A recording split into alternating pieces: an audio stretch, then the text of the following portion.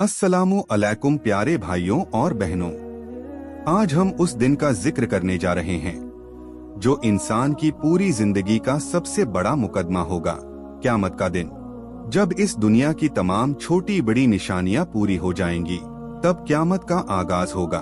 उस वक्त अल्लाह के हुक्म से फरिश्ता हजरत इसराफील अलैहिस्सलाम एक बहुत ही खौफनाक आवाज के साथ सूर फूंकेंगे। रसूलुल्लाह ने फरमाया कि ये आवाज इतनी जोरदार और तीखी होगी कि हर इंसान, जिन्न, फरिश्ता और तमाम मखलूक इसे सुनकर बेजान हो जाएगी। जमीन कांप उठेगी, पहाड़ धूल बनकर उड़ेंगे, समुद्रों में आग लग जाएगी, आसमान फट जाएगा और सूरज चांद अपनी रोशनी खो देंगे। हर जिंदा चीज, चाहे वो इंसान हो, जानवर हो या जिन्न, सब एक लम्हे में खत्म हो जाएंगे।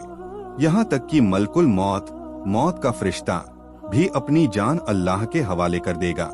और फिर इस कायनात में सिर्फ एक ही जात बाकी रहेगी, अल्लाह रब्बुल आलमीन, जो हर चीज पर कुदरत रखने वाला है।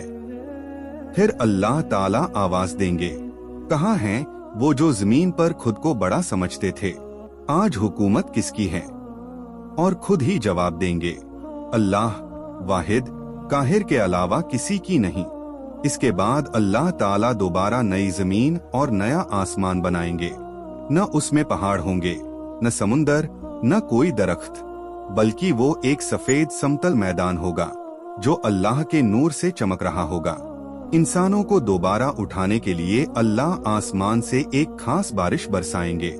इस बारिश से हर इंसान की रीढ़ की हड्डी से दोबारा उसका जिस्म बनेगा, उस पर गोश्त खाल चढ़ेगी और फिर इसराफील अलैहिस्सलाम दोबारा सूर फूकेंगे। इस दफा लोग अपनी अपनी कब्रों से जिंदा होकर उठ खड़े होंगे, नंगे पांव, नंगे जिस्म, बिना खतना, जैसे माँ के पेट से पैदा हुए थे। सबसे पहले रसूलुल्लाह, फिर दीगर अंबिया, शोहदा, औलिया और नेक लोग उठेंगे। उसके बाद आम इंसान, गुनहगार और फिर काफिर और मुशरिक अपनी कब्रों से निकाले जाएंगे, मगर उनके जिस्म उनकी बदनीयती और गुनाहों के मुताबिक होंगे। कोई अंधा होगा, कोई लंगड़ा, किसी का चेहरा काला, किसी की शक्ल चोटी जैसी।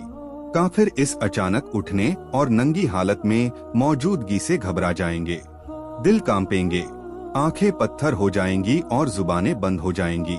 उस वक्त कोई मददगार न होगा, न कोई साथी। नेक लोग अपने आमाल और ईमान के मुताबिक अलग अलग अंदाज में उठेंगे। शहीदों का बदन उनके ताज़ा खून से चमक रहा होगा। हाजी इहराम की हालत में लब्बैक अल्लाहुम्मा लब्बैक कहते हुए उठेंगे। फिर हर शख्स को 2 फरिश्ते लेकर मैदान नहश्र में ले जाएंगे। ये मैदान शाम के इलाके में होगा। वहाँ सब लोग इकट्ठा होंगे, कोई पैदल, कोई ऊँटों पर, कोई एक ऊँट पर 100 लोगों के साथ, और कोई बदहाली में ठोकर खाते हुए। काफिरों को आग हाँकती हुई लाएगी, जहाँ वो रुकेंगे आग भी रुकेगी, जहाँ चलेंगे आग पीछा करेगी। उस मैदान में सूरज सिर्फ 1 मील दूर होगा, जमीन आग जैसी तपा रही होगी।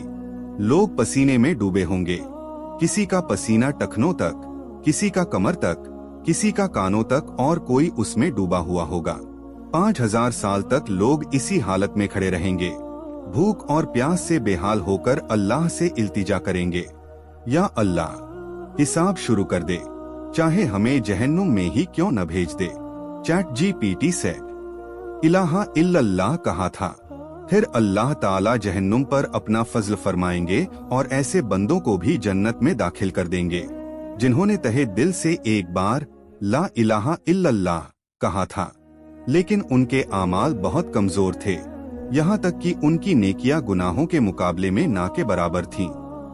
नाजरीन, उस दिन का मंजर इतना सख्त और खौफनाक होगा कि इंसान अपने सगे माँ बाप, बीवी बच्चों, बहन भाई और दोस्तों तक को भूल जाएगा।